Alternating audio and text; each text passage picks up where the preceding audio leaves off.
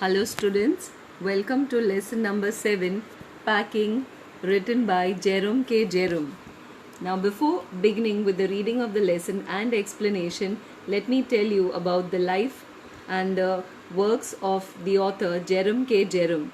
Jerome Klapka Jerome was an English writer and humorist. He was best known for the comic travelogue Three Men in a Boat, and his other works include the essay collections Idle Thoughts of an Idle Fellow and Second Thoughts of an Idle Fellow. He died on 14th of June 1927. So now let us go to the reading and the explanation of the lesson. Before we do that, I'd like to ask you a few questions. Well, do you like going on trips? And what kind of trips do you enjoy the most? How do you feel about having to pack for a trip? Do you enjoy packing for a trip? Have you ever discovered on a trip that you have forgotten to pack a few things that you require very much, or that you can't find them very easily? Does this make you angry, or does it make you laugh at yourself? Well, all these questions are so that you can put yourself in the author's place, because the whole lesson is about the whole experience of packing. So all of us know that many of us are very different when it comes to packing. Some of us like to pack well in advance, and some leave all the packing till the last minute, and then they get very muddled and confused about what to pack, how many things to take, and then when they end up packing they realize that they've forgotten quite a few things. So the same happens with the author. Now let's begin reading. I said I'd pack. I'd rather pride myself on my packing. Packing is one of those many things that I feel I know more about than any other person living. It surprises me myself sometimes how many such things there are. I impressed the fact upon George and Harris, and I told them that they had better leave the whole matter entirely to me. They fell into the suggestion with a readiness that had something uncanny about it. George spread himself over the easy chair, and Harris cocked his leg on the table. Well, the lesson begins with the author, Jerome, priding himself. He felt very proud of the fact that, he was very good at packing. He felt that, he knew more about it than any other living person. And so he told his two friends, George and Harris, that they should leave packing to him. And when they readily agreed, he wondered how come both of them have agreed so easily. And the moment he said leave the packing to me, George spread himself over the easy chair and Harris cocked his legs on the table. That means both of them decided to rest. Let's continue. This was hardly what I intended. What I had meant, of course, was that I should boss the job and that Harris and George should potter about under my directions. I pushing them aside every now and then with, "Oh, you, here, let me do it. There, you are." Simple enough, really teaching them, as you might say. So what the author intended by telling his friends to leave the packing to him was that he thought he could boss them. He could ask them to do the packing and then supervise it in a very condescending manner. Like he would feel very superior, and then he would tell them, "Oh, you don't know how to do this," and then he would show them. That was what he thought he would do. And their taking it in the way they did really irritated me. There is nothing does irritate me more than seeing other people sitting about doing nothing when I am working. I lived with a man once who used to make me mad that way. He would loll on the sofa and watch me doing things by the hour together. He said it did him real good to look on at me messing about. Now, I'm not like that. I can't sit still and see another man slaving and working. I want to get up and superintend and walk around with my hands in my pockets and tell him what to do. It is my energetic nature and I can't help it. So, the author, Jerome, said that what made him very angry was to have people sit about and just laze, doing nothing while he kept busy working. And at the moment, George and Harris, both his friends, were doing the same thing. Then he gives us the example of another man who used to make him mad just by doing nothing. While he was busy working, he would just sit there and say that he enjoyed watching him work while he himself sat and did nothing. So, however, I did not say anything but started the packing. It seemed a longer job than I had thought if it was going to be, but I got the bag finished at last and I sat on it and strapped it. "Ain't you going to put the boots in?" said Harris, and I looked round and found I had forgotten them. That's just like Harris. He couldn't have said a word until I got the bag shut and strapped, of course. And George laughed. One of those irritating, senseless laughs of his. They do make me so wild. So, what happened was when Jerome finished all the packing with a lot of effort, at that moment his friend Harris asked him a question. He asked him, wasn't he going to put those boots in? And when he looked round, he found that he had really forgotten to put his boots in.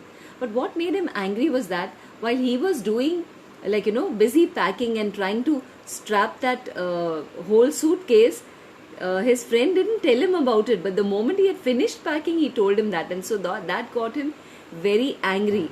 And to make matters worse, the other friend, George, laughed a very irritating and senseless laugh. And that made him get very wild, means very angry. I opened the bag and packed the boots in, and then just as I was going to close it, a horrible idea occurred to me. Had I packed my toothbrush? I don't know how it is, but I never do know whether I've packed my toothbrush. So, after putting his boots in and then closing, he was almost about to close the suitcase, and at that moment a horrible thought came to his mind. And what he remembered was he couldn't remember whether he had put in his toothbrush or not. And that gave him the nightmares, because it always happened that he packed everything but he couldn't remember whether he had ever packed his toothbrush or not. My toothbrush is a thing that haunts me when I am traveling and makes my life a misery. I dream that I haven't packed it and wake up in a cold perspiration and get out of bed and hunt for it. And in the morning, I pack it before I have used it and have to unpack it again to get it. And it is always the last thing I turn out of the bag, and then I repack and forget it, and I have to rush upstairs for it at the last moment and carry it to the railway station wrapped up in my pocket handkerchief. So, what Jerome tells us is that, thinking about his packing his toothbrush always gives him nightmares, because every time he has to pack, he forgets. He forgets whether he has packed his toothbrush or not. And then when he tries to make sure and he gets it out, and then again he forgets to pack it again. Either he brushes his teeth, or he brushes it and forgets to put it back again. And then what he has to do is he has to take that wet toothbrush to the railway station, and so he wraps it in a pocket handkerchief. Of course, I had to turn every mortal thing out now, and of course I could not find it. I rummaged the things up into much the same state. So, the meaning of the word every mortal thing is that every possible thing that he had, every ordinary thing that he had packed into the suitcase. And rummage is to search in a very hurried or careless manner. So let's continue reading, children.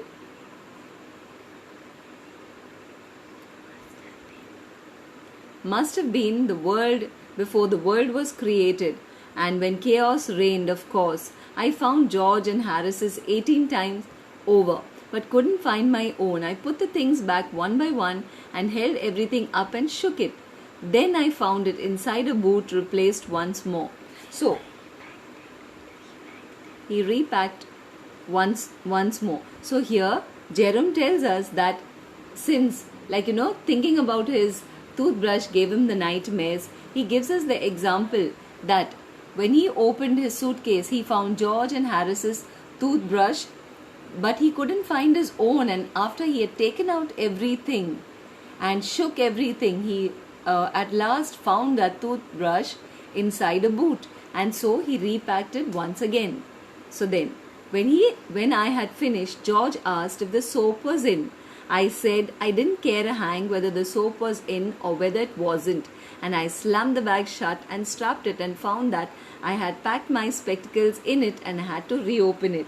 So, after taking all the trouble of opening the suitcase and searching for his toothbrush and then finding it and then packing it, immediately afterwards, his friend George asked him if he had put the soap in, to which he replied saying that he didn't care a hang, he didn't care at all whether the soap was in or not. And then when he was so angry, slamming the bag shut and strapping it, he found that he had packed his spectacles and therefore he couldn't do anything without his spectacles. So he had to reopen the suitcase and it got shut up finally. So after all that trouble that he took, finally he was able to pack the suitcase at 10:05 p.m. and there remain the hampers to do. That means hampers are like, huge carry bags in which you carry things to eat, like, it could be any food or fruits or fruits along with it for the journey.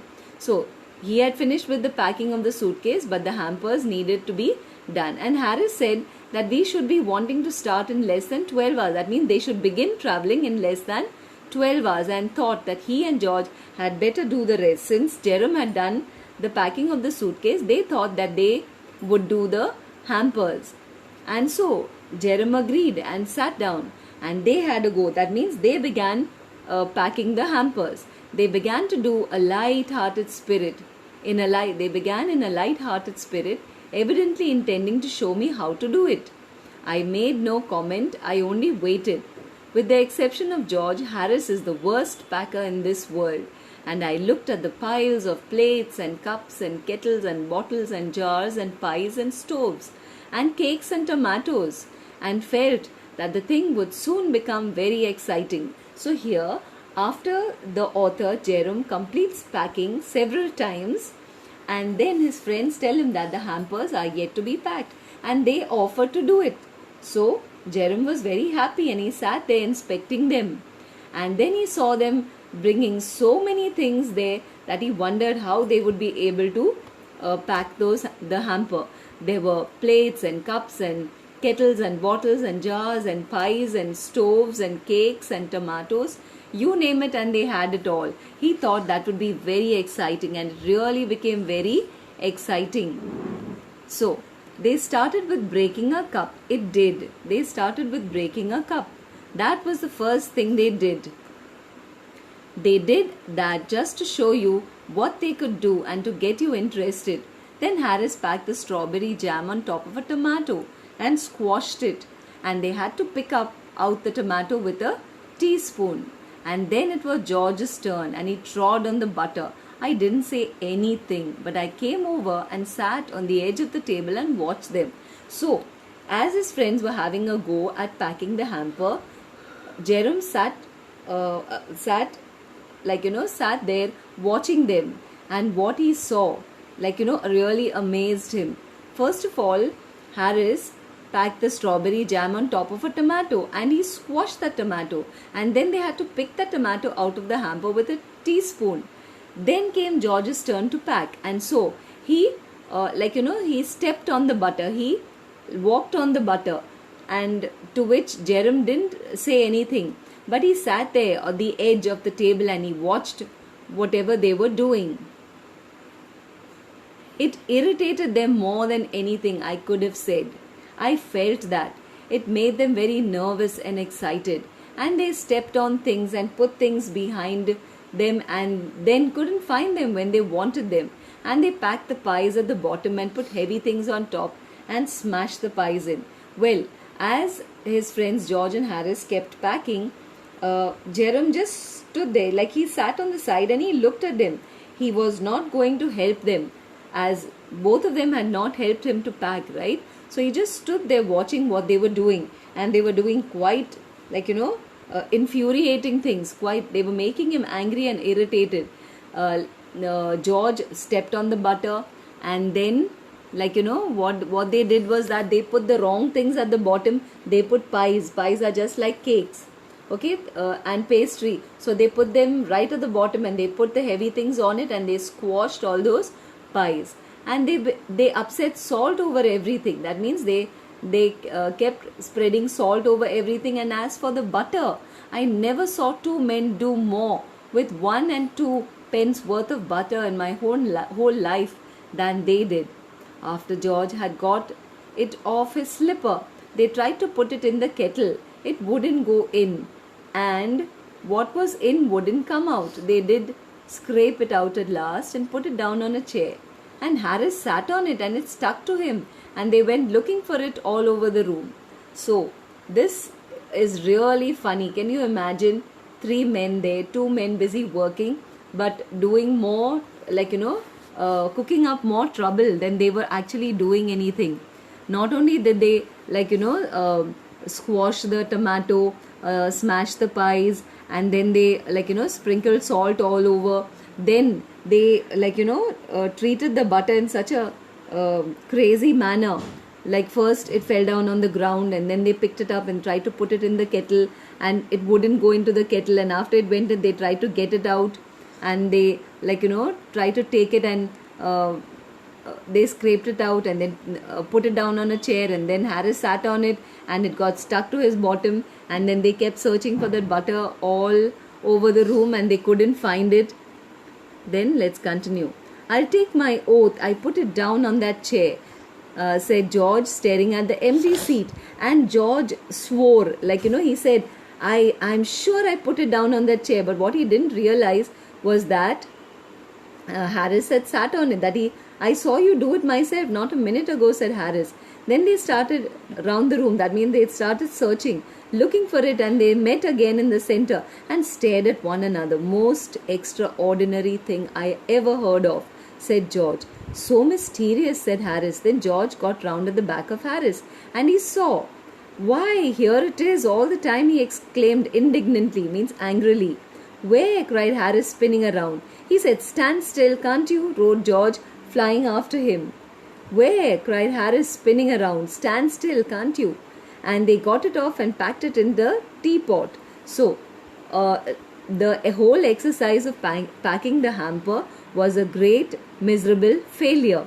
They did things that they weren't supposed to do. They tried, first the butter fell down on the slipper, then they picked it up and tried to put it in the kettle, and then it wouldn't come out, and finally they put it on the chair and Harris sat on it, and then it stuck to his bottom, and then George and Harris, both of them kept looking for it, saying that just now we put it here, where did it go? And then they kept turning round and round, and finally George saw the butter on Harris's bottom, and then he told him, there it is. And Harris kept asking, where is it, and kept spinning around. He told him to stand still, and he pointed out where it was. So finally they got the butter scraped off Harris's bottom and put it in the teapot. Then Montmorency was in it all. Of course, Montmorency's ambition in life is to get in the way and be sworn at. If he can squirm in any way where he particularly is not wanted and be a perfect nuisance and make people mad. Now, what you need to know is that Montmorency was the name of their dog, and he says, the author Jerome K. Jerome says it very tongue-in-cheek way, that his only ambition was in life was to get was to come in the middle of other people's way, and people would scold him, and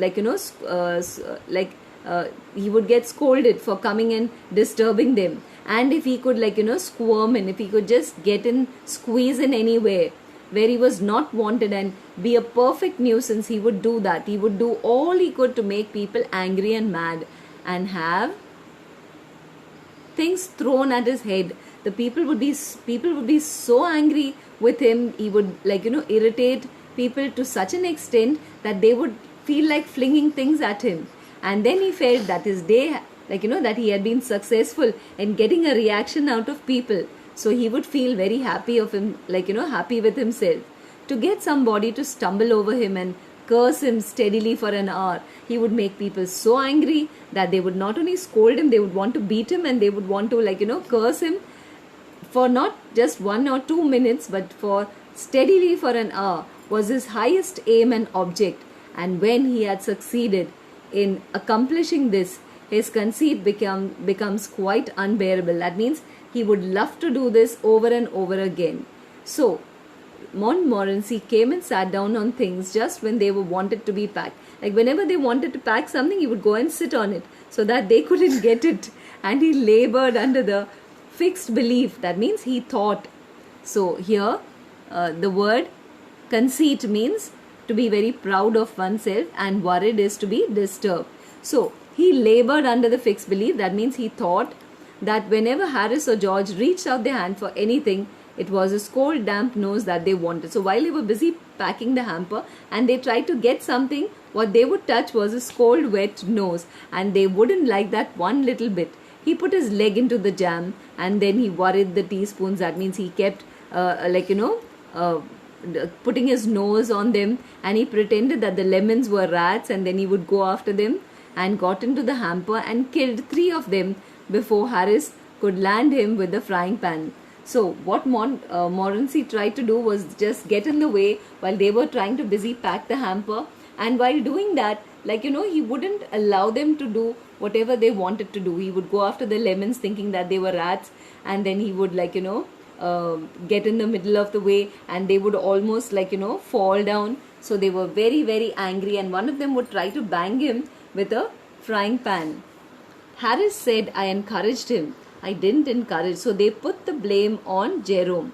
They said that the reason why Montmorency behaved like that was because he had encouraged him.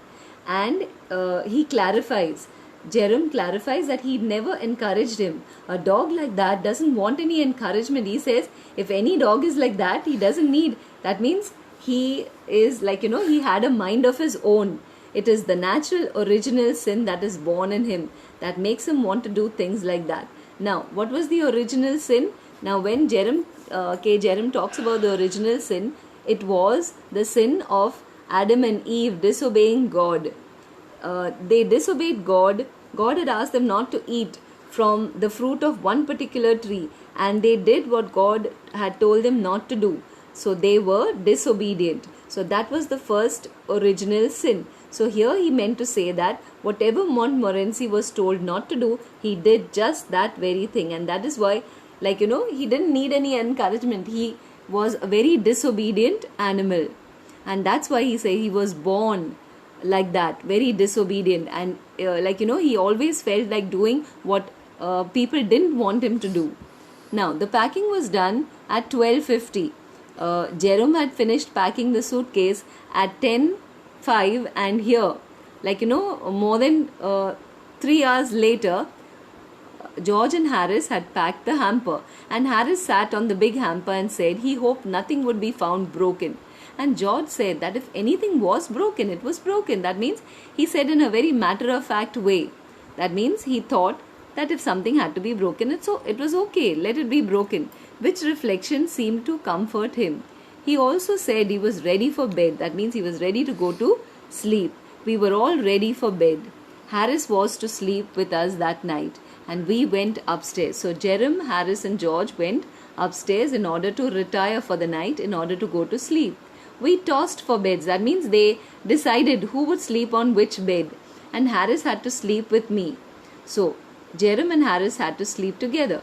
Do you prefer the inside or the outside? Since 2 of them were to sleep, he asked him. So Harris said that he preferred to sleep inside a bed, not on the outside. Harris said that Jerome said that he preferred to sleep inside a bed, and Harris said that it was very odd. George said, "What time shall I wake you fellows?" He asked them he should wake them up. They told him 7. So Jerome said no, 6, because I wanted to write some letters. He wanted to wake up early enough so that he could finish writing some letters. And Harris and I, that means Harris and Jerome, had a bit of a row over it. That means they had a bit of an argument over it. But at last, in order to maintain the peace, they split the difference of an hour, and so they said not 7 o'clock, not 6 o'clock, we'll wake up at 6:30. That means at 6:30. Wake us at 6:30, George, we said.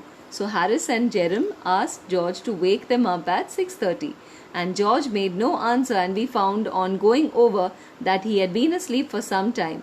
So by the time they told him to wake them up at 6:30, they saw he gave no answer.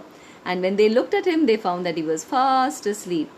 And so we placed the bath where he could tumble into it on getting out in the morning. So in order to take revenge for like sleeping while they were busy arguing, what they did was put the bathtub there. So the moment he woke up, he would fall into the bathtub. That was a way they were trying to punish him for not listening to them. So this whole story is a very humorous one where it talks about the funny aspects of packing.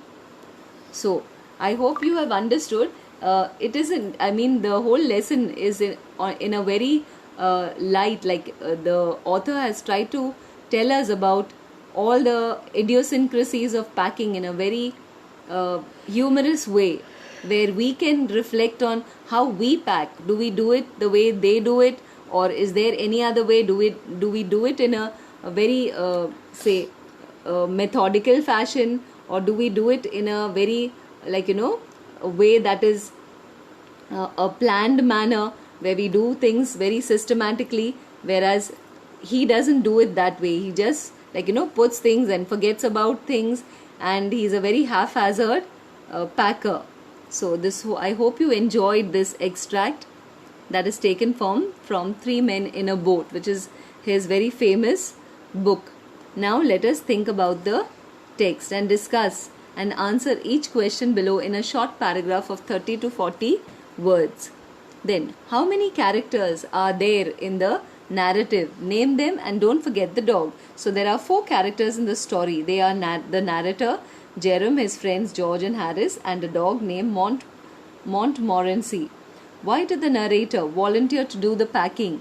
Well, Jerome was proud of his packing skills, and so he offered to do the packing. Actually, he did not intend to do the packing work, but he just wanted to supervise his friends and direct them to pack the right way. How did George and Harris react to this?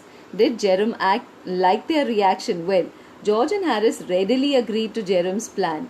They sat on the sofa and the chair and watched Jerome do all the packing.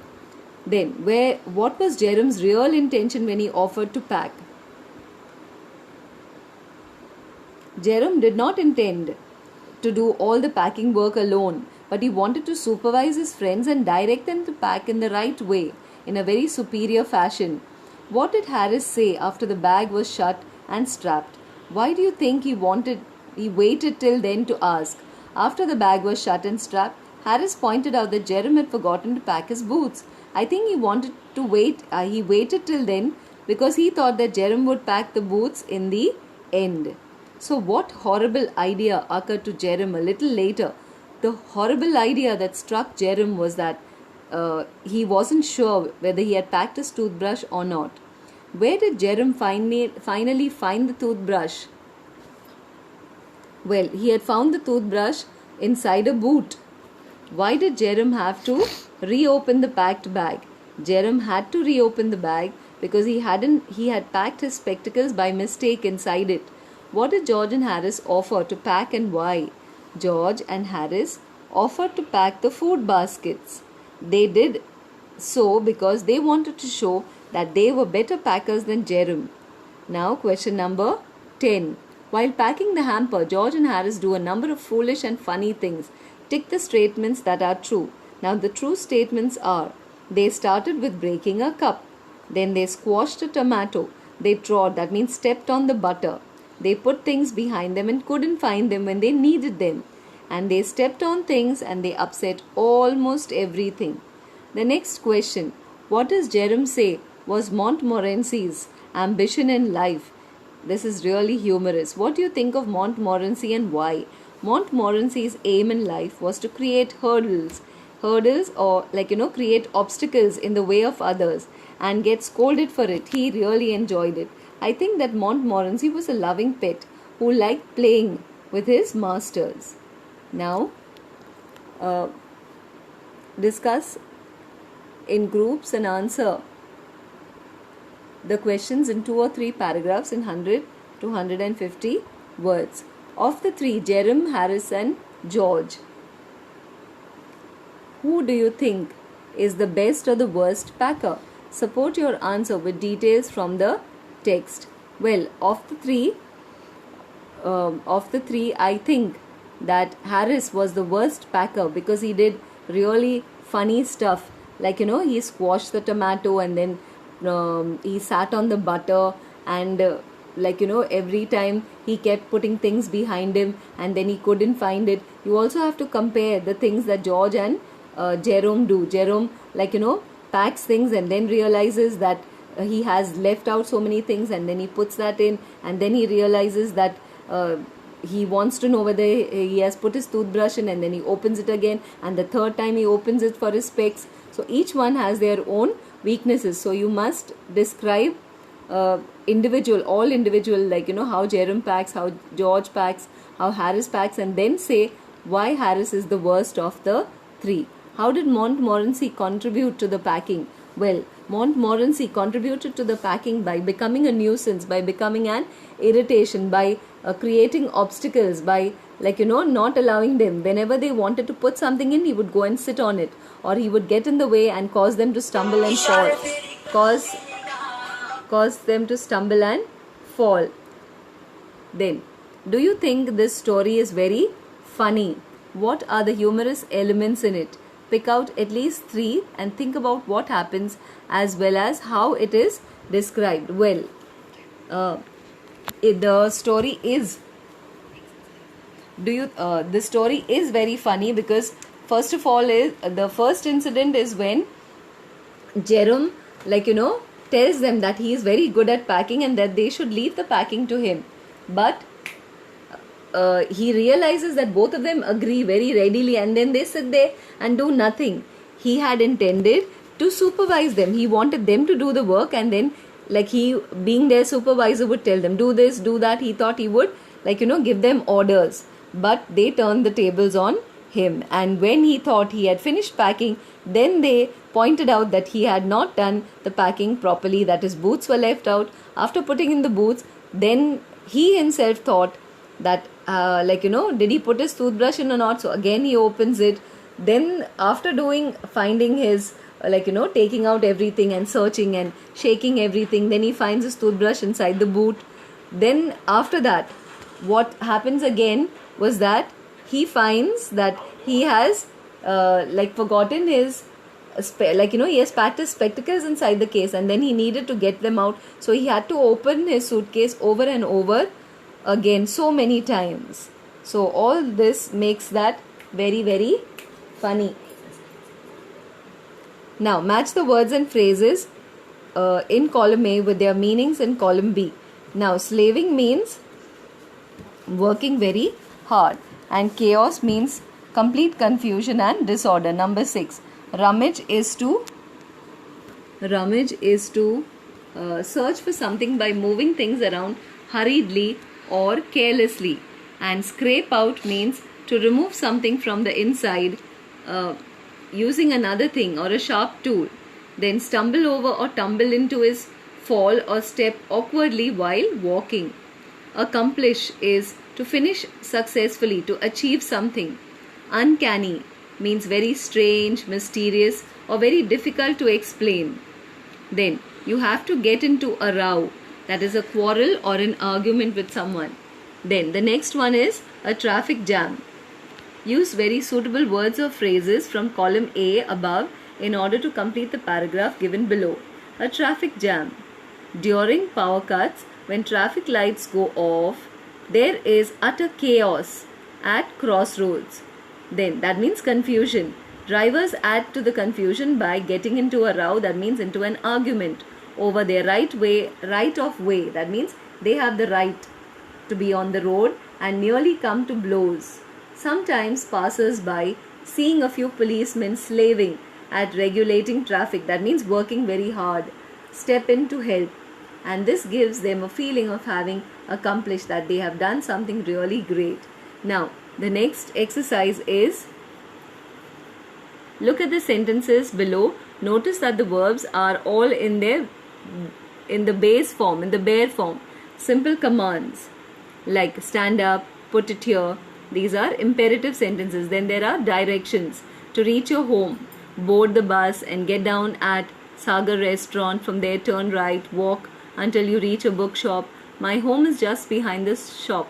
And then do's or don'ts, like when you go to a park, they'll say do not walk, keep off the grass, and no plucking flowers and so on. So do's and don'ts: always get up for your elders, that means stand up, don't shout in class. Ingredients: instructions for making a fruit salad. Then ingredients are oranges, pineapple 1 large piece, cherries 250 grams, bananas 2, and any other fruit you like. Wash the fruit, the instructions are given there. So wash the fruit, cut them into small pieces, mix them well, add a few drops of lime juice.